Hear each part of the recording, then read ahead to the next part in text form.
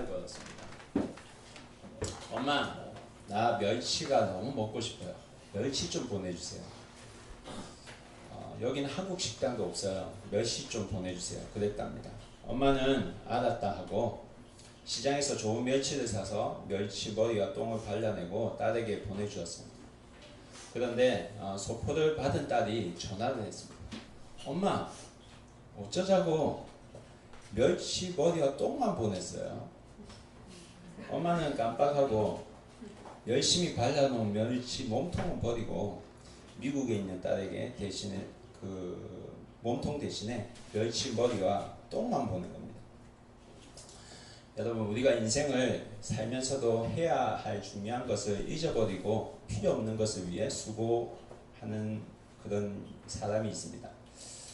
핵심이 참 중요한 것 같습니다. 공부하는데도 핵심을 잡아야 됩니다.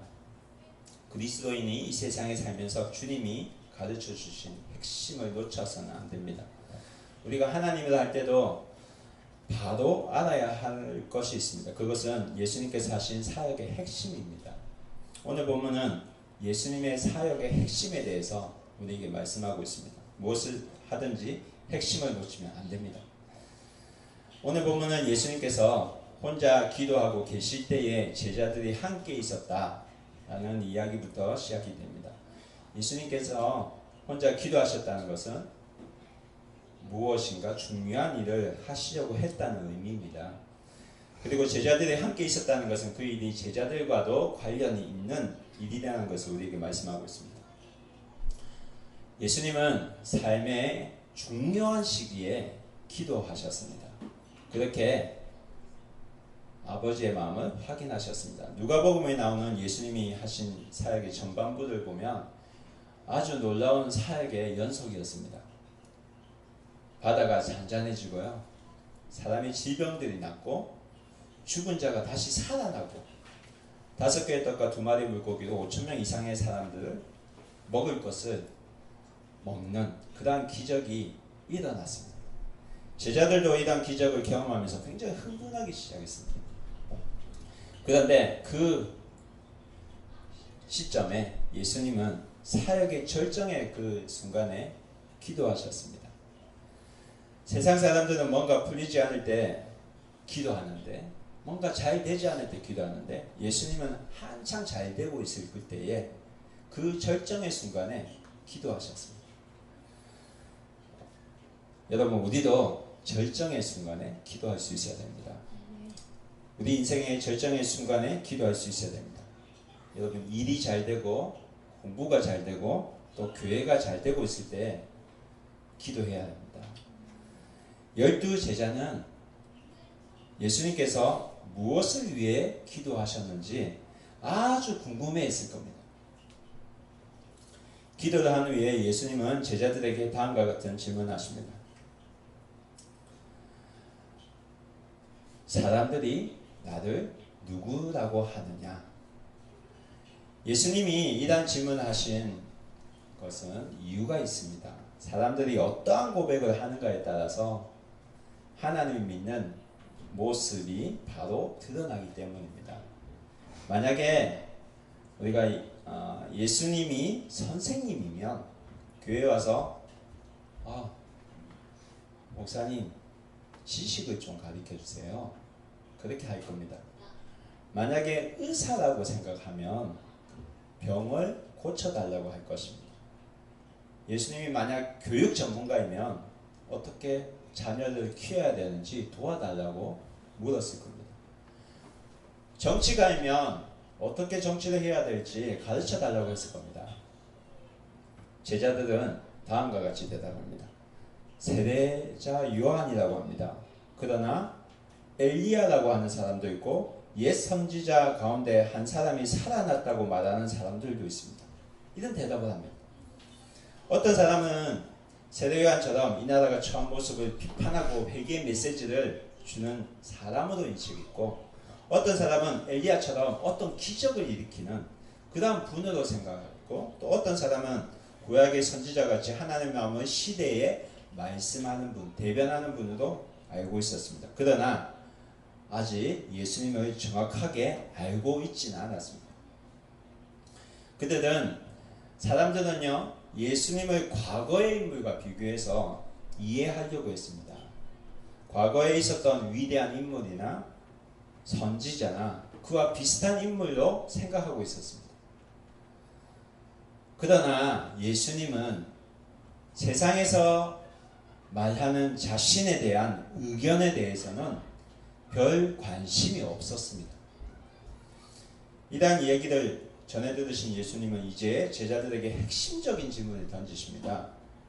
예수님에게 중요한 것은요, 제자들의 대답이었습니다. 그러면 너희는 나를 누구라고 보든, 너희는 나를 누구라고 하느냐? 예수님에게 있어서는 제자들의 고백이 중요했습니다. 왜냐하면 이들이 예수님의 복음을 전하는 일에 사용될 사람이었기 때문입니다. 이들을 통해서 전 세계에 그리스도의 복음이 전파될 것이기 때문입니다. 그래서 제자들에게 전도에 대해서 가르치시고 또 실습도 시킨 겁니다.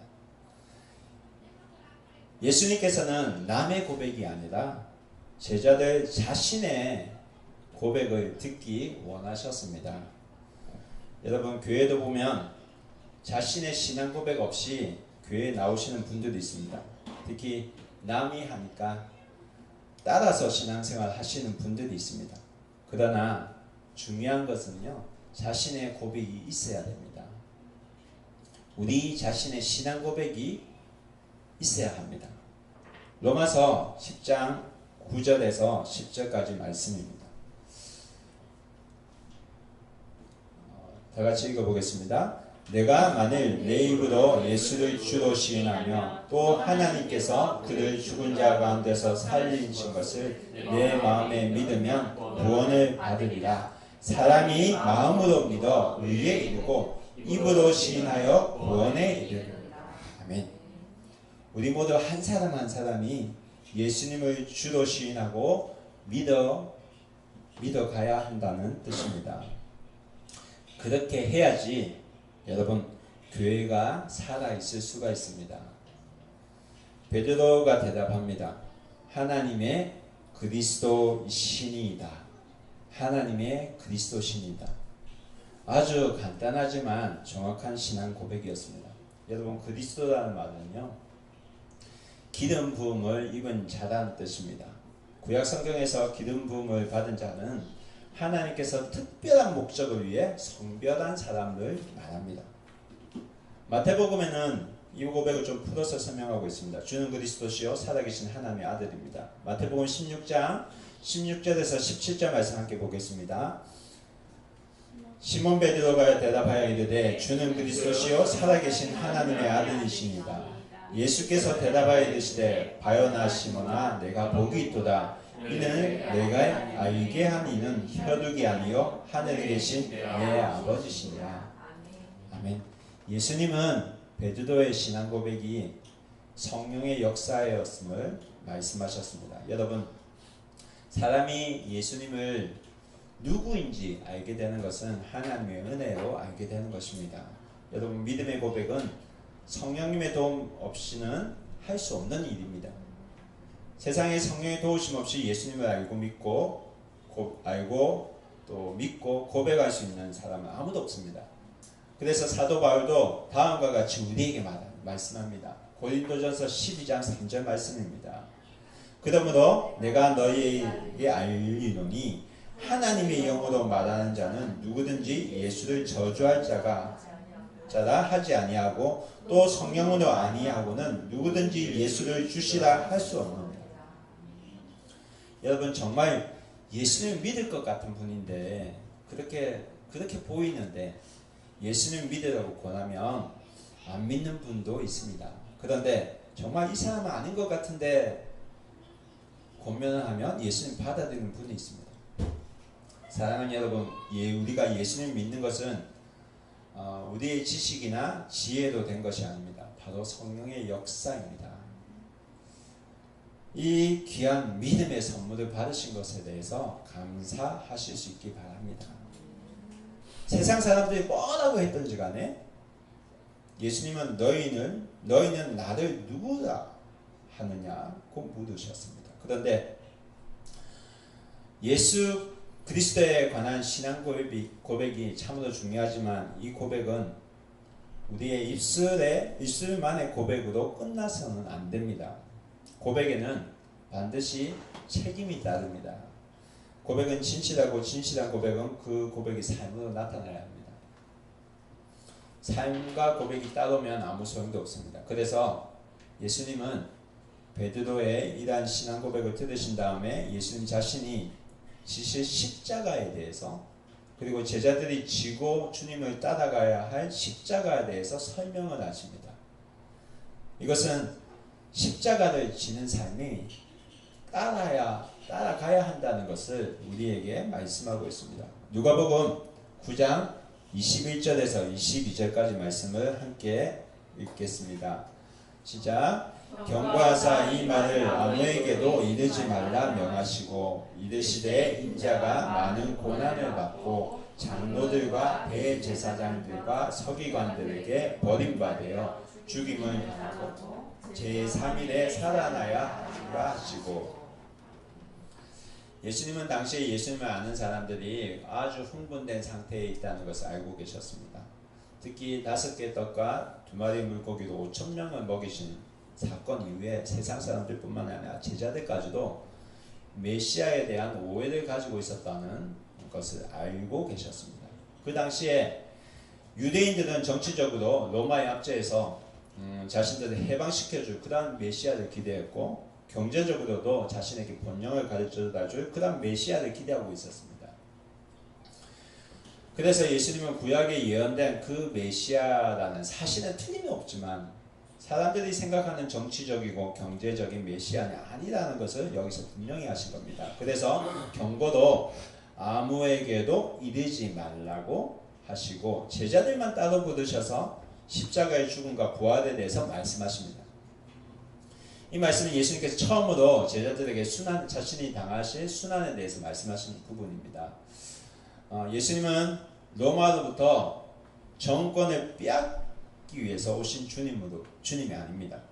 오히려 로마로부터 십자가의 죽음을 당할 것이라고 제자들에게 말씀해 주신 겁니다.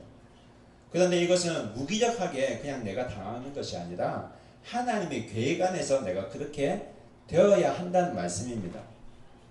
그래서 요한복음 10장 17절에서 18절까지 말씀 다 같이 읽어보겠습니다. 시작. 내가 내 목숨을 버리는 것은 그것을 내가 다시 얻기 위함이니 이로 말미암아 아버지께서 나를 사랑하시느니라.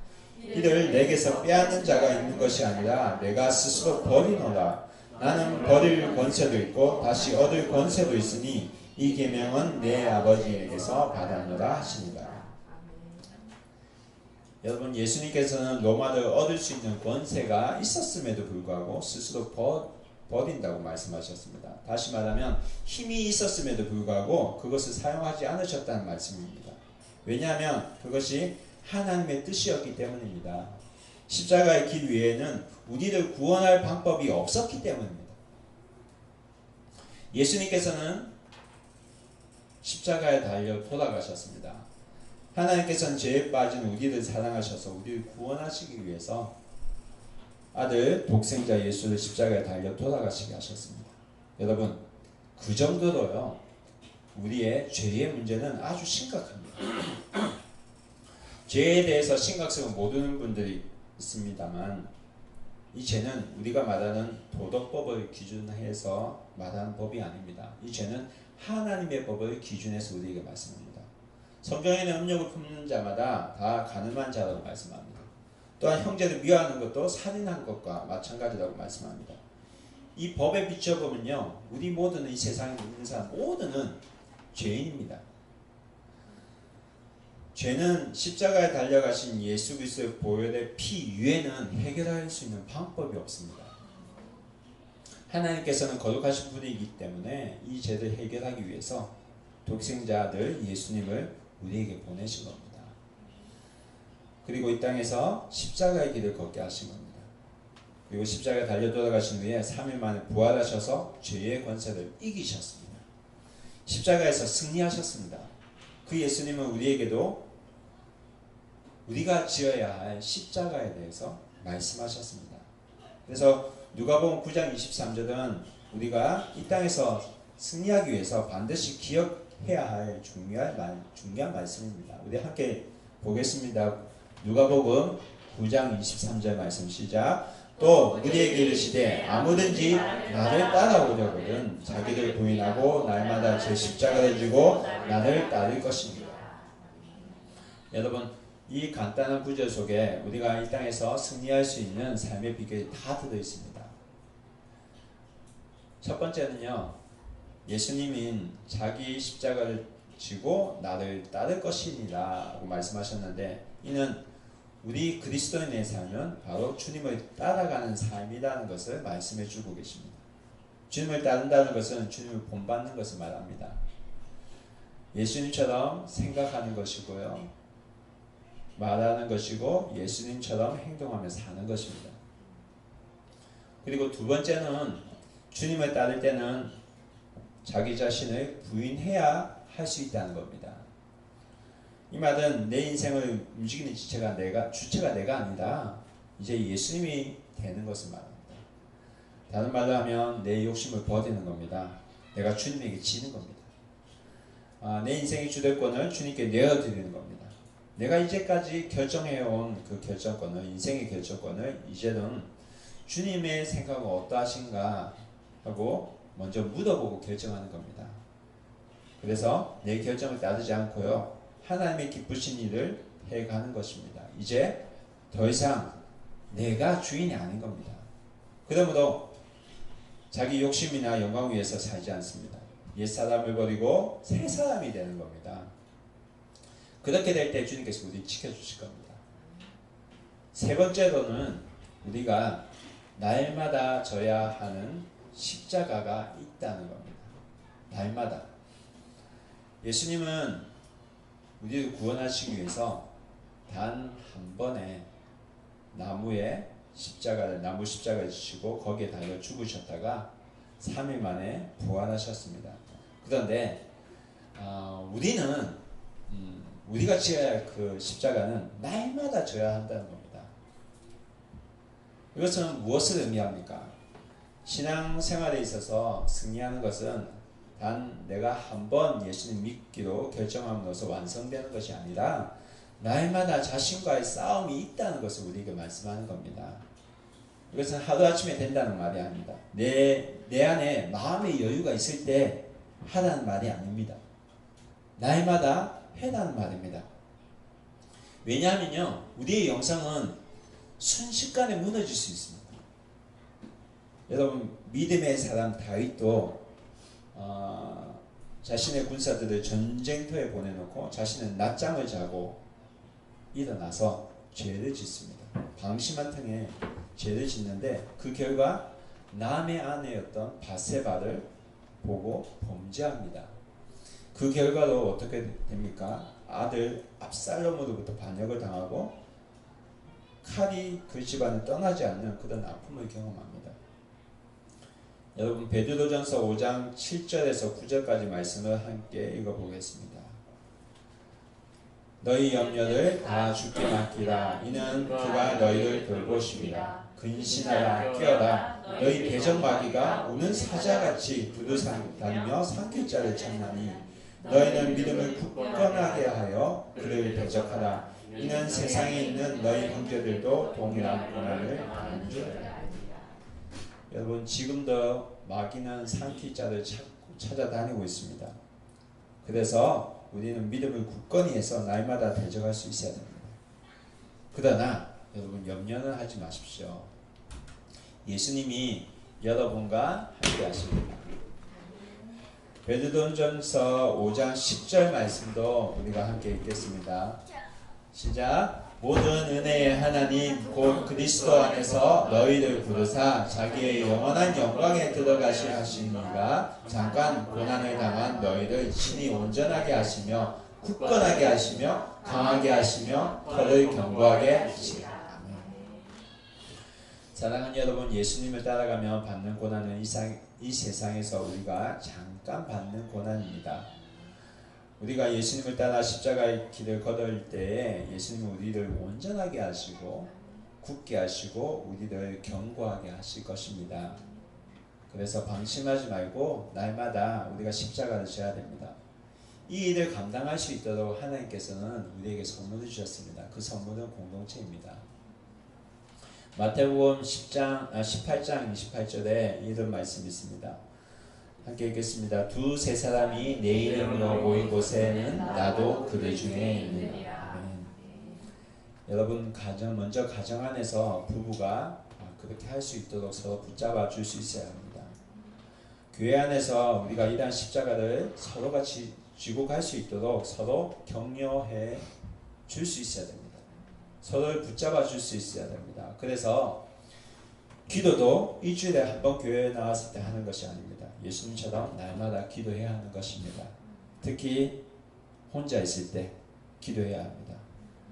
어떤 학생은 시험을 앞두고 벼락치기로 공부해서 성공하는 경우가 있습니다. 그렇지만 신앙생활은 그런 식으로 벼락치기로 되지 않습니다. 그래서 날마다 옛사람을 버리는 것입니다. 이것이 십자가를 지는 삶입니다. 그런데 이 십자가를 우리가 생각할 때 그냥 고난으로 인식해서 아무 것이나 십자가로 말하기도 하는데 그것은 아닙니다. 자신의 해야 할 일을 미뤄놓고 그것을 가리켜서 자신의 십자가라고 말하면 안 됩니다. 공부하는 학생이 빵 좀 받아놓고 해야 할 그 공부를 두고 이건 내 십자가야 이렇게 말하는 건 아니라는 겁니다. 자기가 안 해놓고 무조건 십자가라고 말하면 안 됩니다. 십자가는 더 깊은 의미가 있습니다. 십자가는요, 예수님을 따르는 데에 치루어지는 희생을 말합니다. 그래서 네 번째로 그리스도인들이 지고 가야 할 십자가는 각각 다릅니다. 남의 십자가를 지고 가는 것이 아니라 각각 자기의 십자가를 지고 주님을 따라가야 하는 것입니다. 예수님을 따라가는데 그동안 장애가 되어온 것을 이제 희생으로 바꾸어 갈 수 있어야 합니다. 어떤 분들은 돈을 너무 좋아해서 그것이 예수님께 나아가는데 장애가 될 수가 있습니다. 돈이 없어도 생활이 되는데도 불구하고 돈 때문에 주님께 나오지 못합니다. 이 사람은 이것을 해결해야 됩니다. 또 어떤 분은 자녀들 너무 사랑해서 그것이 예수님께로 나아가는데 걸림돌이 될 수도 있습니다. 이것도 주님 앞에서 해결해야 할 옛사람의 모습입니다. 또 어떤 분은 화를 너무 많이 냅니다. 분노가 조절이 안 됩니다. 그래서 화를 냅니다. 에베소서 4장 26절에는 분을 내어도 죄를 짓지 말라고 말씀합니다. 분을 내어도 죄를 짓지 말라. 문제는 화가 난 그 상태를 인내로 잘 참고 넘겨서 관계를 상하지 않는 상태에서 건강하게 화를 표출하느냐 아니면 그 자리에서 화를 내느냐 그 차이입니다. 여러분 분노가 조절이 안 돼서 그 자리에서 화를 내면 그때는 이미 주위 사람들이 상처를 입고 난 후입니다. 후회도 때는 늦습니다. 이분에게는 이것이 자신이 해결해야 할 옛사람입니다. 화를 내는 성질을 십자가에 못 박을 수 있어야 됩니다. 여러분 우리 각자가 가지고 있는 문제를 십자가 앞에서 내려놓고 해결해야 합니다. 내 힘으로 해결할 수 없기 때문에 십자가 앞에 내려놓고 해결해 달라고 기도해야 됩니다. 하나님 이것을 이길 수 있는 힘을 주시옵소서. 그러면 예수 그리스도의 보혈이 여러분을 덮을 겁니다. 다섯 번째로 그리스도인들이 지고 가는 십자가는 예외가 없습니다. 예수님은 아무든지 나를 따라오려거든 이라고 말씀하셨습니다. 아무든지란 이 말 속에는 예외가 없다는 뜻이 담겨져 있습니다. 다른 사람의 십자가를 보지 말고 먼저 자신의 십자가를 보셔야 됩니다. 다른 사람의 십자가는 가볍고 자신의 십자가만 무거운 게 아닙니다. 저 사람은 부자니까 십자가가 아마 없을 거야. 저 사람 공부를 잘하니까 십자가 없을 거야. 저 사람 사업도 잘 되니까 십자가 없을 거야. 여러분 십자가가 없는 사람은 아무도 없습니다. 편안하게 십자가를 따르는 사람 아무도 없다는 말입니다. 여러분, 편한 길은 없습니다. 편안하게 주님 믿고 따르기를 바라지 마십시오. 결코 그런 일은 일어나지 않습니다. 성경은 말합니다. 날마다 제 십자가를 지고 나를 따를 것입니다. 그래서 사도 바울도 이런 고백을 합니다. 갈라디아서 2장 20절 말씀입니다. 다 함께 읽어보겠습니다. 내가 그리스도와 함께 십자가에 못 박혔나니 그런즉 이제는 내가 사는 것이 아니요 오직 내 안에 그리스도께서 사시는 것이라. 이제 내가 육체 가운데 사는 것은 나를 사랑하사 나를 위하여 자기 자신을 버리신 하나님의 아들을 믿는 믿음 안에서 사는 것이라. 여러분, 옛사람을 죽이는 것을 너무나 힘들어하지 마십시오. 옛사람은 죽지만 이제 그리스도께서 함께 사시기 때문입니다. 누가복음 9장 24절에서 25절까지 말씀을 함께 보겠습니다. 함께 읽겠습니다. 누구든지 제 목숨을 구원하고자 하면 잃을 것이요 누구든지 나를 위하여 제 목숨을 잃으면 구원하리라. 사람이 만일 온 천하를 얻고도 자기를 잃든지 빼앗기든지 하면 무엇이 유익하리요. 십자가를 따른 삶은 구원의 삶이고 생명의 삶이라는 것입니다. 십자가를 지고 주님을 따르는 것이 무엇을 의미하는지 26절에서 예수님은 더 구체적으로 우리에게 설명하고 계십니다. 26절 말씀 함께 보겠습니다. 시작. 누구든지 나와 내 말을 부끄러워하면 인자도 자기와 아버지와 거룩한 천사들의 영광으로 올 때에 그 사람을 부끄러워하리라. 여러분, 여기에서 누구든지라는 말은 교회를 다니지 않는 불신자를 말하는 것이 아니라 교회에 다니는 사람들을 말합니다. 교회에 다니지만 십자가 없는 삶을 사는 사람을 말합니다. 예수님을 믿는 것이 자신에게 별로 득이 안 되고 손해볼 것 같으면 거리를 두는 사람을 말합니다. 예수님과 하나님의 말씀을 부끄러워하는 것은 바로 이런 것을 말합니다. 교회가 욕을 먹고 있으면 나는 교회 다니는 사람이 아니라고 말합니다. 여러분, 이 세상은 예수님을 믿는 것을 자랑해주는 세상이 아닙니다. 이 세상은 예수님을 자랑하는 세상이 아닌 것입니다. 그런데 왜 주님 앞에서 아무런 상관없는 것처럼 살고 계십니까? 그런다고 세상이 여러분을 사랑해 주는 것도 아닌데 말입니다. 우리 주님은 십자가에 못 박혀 달려 돌아가실 때에 죄를 가지고 있는 우리를 결코 부끄러워하지 않으셨습니다. 진정으로 주님을 사랑하고 따르는 사람은 예수님 믿는 것을 부끄러워하지 않습니다. 우리 주님을 사랑했던 사도 바울도 이렇게 고백합니다. 로마서 1장 26절 말씀입니다. 다 함께 읽어볼까요? 내가 복음을 부끄러워하지 아니하노니 이 복음은 모든 믿는 자에게 구원을 주시는 하나님의 능력이 됩니다. 먼저는 유대인에게요 그리고 헬라인에게로다. 여러분, 예수 믿는 것은 고난만 당하는 삶이 아닙니다. 우리의 고난은 예수님을 사랑하기 때문에 우리가 치르는 기쁨의 희생입니다. 예수님이 좋기 때문에 세상을 버릴 수가 있는 것입니다. 예수님이 너무 좋기 때문에 주일날 낚시도 안 가게 되는 것이고, 예수님이 좋으니까 교회에 나와서 말씀을 듣고 또 성도들과 함께 교제하게 되는 것입니다. 예수님은 죄에 빠져있던 우리를 구원하시기 위해서 자신의 목숨을 기꺼이 우리에게 내어주신 우리의 구원자이시고, 이 복음을 믿는 모든 사람들을 구원으로 인도하는 주님이 되어주시는 분입니다. 남의 권유가 아니라 내가 주님께서 나에게 주신 은혜에 감사해서 내 스스로 십자가의 길을 선택하는 여러분이 되시기를 바랍니다. 내가 적극적으로 하는 선택이 바로 십자가의 길인 줄 믿습니다. 그래서 성도 여러분, 기독교는 이것저것 하지 말라는 그런 종교가 아닙니다. 그렇게 생각하면 너무 재미없습니다. 술도 담배도 안 하고 이상한 데는 가지도 말고 보지도 말라고 합니다.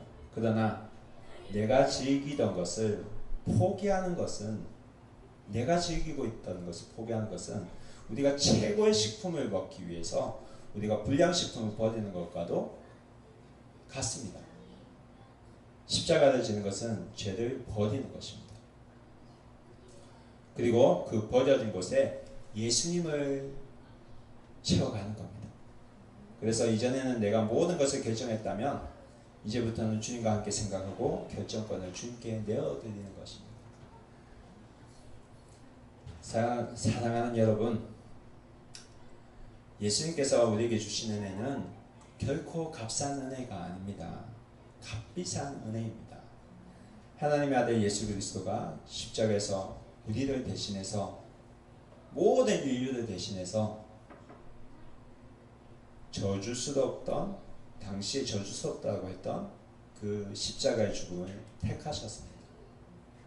예수님이 죽으신 것은, 십자가에 달려 돌아가신 것은 우리를 부끄러워해서가 아닙니다. 우리와 하여금 날마다 자신의 십자가를 지고 자신과 같이 살아가는 삶을 살게 하기 위해서입니다. 우리는 이런 값비싼 은혜를 값싼 은혜로 만들어서는 안 되겠습니다. 우리의 삶은 예수님의 피로 친히 사신 값비싼 삶입니다. 영원한 생명의 삶을 준비하는 삶입니다. 이런 삶의 은혜가 이 교회에게 또 여러분에게 넘치기를 주님의 이름으로 축원합니다. 자격 없는 내 힘이 아닌 오직 예수님의 보혈로 자격 없는